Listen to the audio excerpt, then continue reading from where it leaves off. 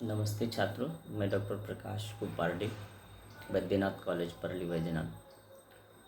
आज हम सुदामा पांडे धूमिल की कविता भाषा की रात, इस कविता के पहले भाग में कविता की एक हिस्से पर हम चर्चा करने वाले हैं। सुदामा पांडे धूमिल समकालीन कविता के सशक्त हस्ताक्षर, सपाट बयानी कविता, मोहभंग की स्थिति की अभिव्यक्ति और सामाजिक कुप्रवृत्तियों पर कुठाराघात करने वाले कवि, जिन्हें संसद से सड़क तक कल सुनना मुझे, सुदामा पांडे का प्रजातंत्र जैसी बेहतरीन रचनाओं के माध्यम से एक व्यापक फलक पर अपनी कविता की अभिव्यक्ति के माध्यम से सामाजिक, राजनीतिक और व्यवस्था परिवर्तन की चेतना को हमारे सामने प्रस्तुत किया। उनकी कविता है भाषा की रात। इस कविता के एक अंश का अध्ययन हम करने वाले हैं। बजट के अंधेरे में नींद का सविनय अवज्ञा आंदोलन चल रहा है। बजट एक अंधेरा है, मतलब घोषणाएं सिर्फ हवाओं में होती है और योजनाओं की कोई वास्तविक भूमिका नहीं होती, कोई उनका मुख नहीं होता। नारों के पीछे चीज़ों का नाटक बनाती हुई भीड़ में, और नारे और भीड़ जो होती है वो एक नाटक बुनती है, और वो नाटक किसके समर्थन में होता है? जो बजट पेश करते हैं उनके समर्थन में होता है। अब बजट कौन पेश करता है? देश के सत्तासीन लोग करते हैं। तो धूमिल कहते हैं कि ये सब वो सत्ता में बैठे हुए जो है वो जनता को भीड़ में बदल देते हैं, और जब जनता भीड़ बन जाती है तो वो कुछ नहीं बचती। किसी बेशऊर आदमी का बैरंग पुतला चटक चटक जल रहा है, उसकी राख फुटपाथ पर पड़ी भिखारी के खाली कटोरे में है। तो भिखारी के खाली कटोरे में, यह भिखारी प्रतीक है आम आदमी का, उसके कटोरे में क्या आ रहा है? वो भीड़ है, भीड़ में प्रदर्शन करते लोग हैं, उनके द्वारा भर्त्सना किया जाता हुआ किसी का पुतला है और उसकी राख है। उनके हाथ में धत्ता है, धतूरा है। तो ये खाली कटोरा जनता का है और उनके साथ कोई खेल रहा है। वो खेल कौन रहा है? जो सत्ता में बैठा हुआ है वो उनके साथ खेल रहा है। धुएं से ढके हुए आसमान के नीचे लगता है कि हर चीज़ झूठ है। एक धुंध छाई हुई है। ये धुंध छाई हुई है या व्यवस्था ने फैलाई हुई है?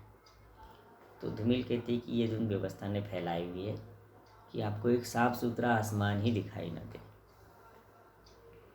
और इस सबके नीचे सारी आदमी, सारी चीज़ें झूठ है। कौन सी चीज़ें?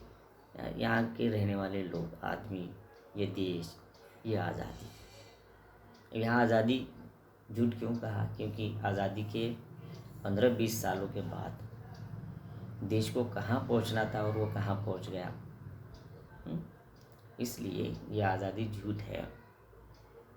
काले अंग्रेज आए, गोरे अंग्रेज चले गए, ये मुहावरा वहीं से ही इस देश में जड़ जमाने लगा। तो झूठ क्या है? ये देश, आदमी, आज़ादी, प्यार, अपनापन सब झूठ है। और सच क्या है? नफरत है सच। और इस नफरत को उगाकर ही राजनीति की जाती है। इस कविता में जो भाषा की रात में कहा यही गया है कि नफरत ही सत्ता का केंद्र बनी हुई है और नफरत से ही सब फैलता है। नफरत सही है इस शहर में या उस शहर में, यानी कि मेरे और तुम्हारे शहर में चंद चालाक लोगों ने। कोई चंद चालाक कौन है?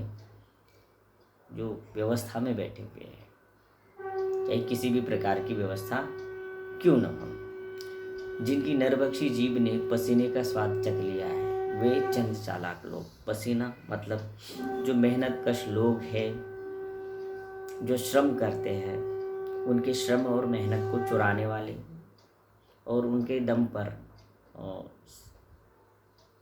धन कमाने वाले लोग, वे सब चालाक है, वे नरभक्षी है। बहस के लिए, भूख के लिए भाषा को रख दिया। और उन चालाक लोगों ने अगर इससे भी ऊपर उठकर कोई बहस करना चाहता है, कोई आंदोलन करना चाहता है, तो उनके लिए भाषा का मुद्दा रखा है। क्योंकि इस देश में बहुत सारी भाषा है, हर प्रांत की अलग भाषा है। फिर वो उन भाषाओं को अस्मिताओं का मुद्दा बनाया जाता है, क्षेत्रीयता का विवाद खड़ा किया जाता है और उनका शोषण एक चेहरा दिखाकर दूसरे चेहरे से किया जाता है। उन्हें मालूम है कि भूख से भागा हुआ आदमी भाषा की ओर जाएगा। जिनके पेट खाली है वो भाषा की ओर जाएगा। जैसे मुंबई में हम देखते हैं मराठी भाषा और मराठीतर लोगों के लिए आंदोलन चलता है।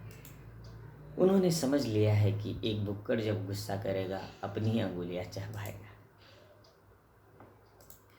और व्यवस्था में बैठे हुए ये लोग, इनकी जनता के प्रति कुछ अपनी धारणाएं हैं। वे भुक्कड़ हैं तो अपनी ही उंगलियां चबाएंगे, लेकिन किसी अपनी भूख मिटाने का कोई मुकम्मल जरिया, साधन वो खोजेगी नहीं। और ऐसी स्थिति में जो एक भीड़ बनकर उभर कर आ जाती है, उस भीड़ को संचालित करने वाली एक व्यवस्था भी वे बनाते हैं। जैसे कि कुछ बुद्धिजीवी होते हैं, उनके प्रति आगे की पंक्तियाँ देखिए। और अब वे लौटा रहे हैं उपाधियाँ और अलंकार, उत्तेजित भीड़ का कवच धारण करने के लिए उनकी बनियानों के नीचे छिपी हुई खूनी कटार। इस बार मतलब कि जो बुद्धिजीवी होते हैं वो इस भीड़ के समर्थन में अपने सरकार ने दी हुई अलंकार, उपाधियाँ सब लौटाते हैं, उनमें शामिल हो जाते हैं, उनके साथ नारे लगाते हैं, उनके साथ जयघोष करते हैं और भीड़ को उत्तेजित करते हैं कि हमारी भाषा हमारा अभिमान है, हमारी आत्मीयता है और हमारे प्रांत का संपूर्ण अस्तित्व ही ये भाषा है। इस प्रकार भाषा को राजनीति का मुद्दा बनाया जाता है। असल में भाषा राजनीति का मुद्दा नहीं होती। या संघर्ष का मुद्दा क्या है? हमारी भूख है, लेकिन हमको एक व्यवस्थित तरीके से भटकाया जाता है और इसको भटकाने के लिए बहुत सारे लोग काम करते हैं। इसलिए यहाँ कहा है कि अपने बनियानों के नीचे एक खूनी कटार छिपाई रखी है। ये व्यवस्था की चालबाजी फिर परोपकारी कलम में तब्दील हो गई है और लोग लिपियों के अंधे कोहराम में देखते ही देखते एक परिचित चेहरा किसी तत्सम शब्द की तरह अपरिचित हो जाता है। जैसे बहुत ही बेहतरीन शब्द प्रयुक्त न होने के कारण अपरिचित हो जाता है, ठीक वैसे ही भूख का एहसास उस आंदोलन में तीव्र न होने के कारण लोग भूल जाते हैं और ये कलम लिखने वाले बुद्धिजीवी लोग धीरे धीरे हमें मूल मुद्दे से हटाकर अनावश्यक मुद्दों की ओर भटकाते हैं। तो ये एक सिस्टम में हमेशा होता रहता है। कविता के इस पहले पार्ट में हम यहाँ तक ही रुकते हैं। कविता के दूसरे भाग में एक तारा टूटा है, यहाँ से हम शुरुआत करते हैं। धन्यवाद।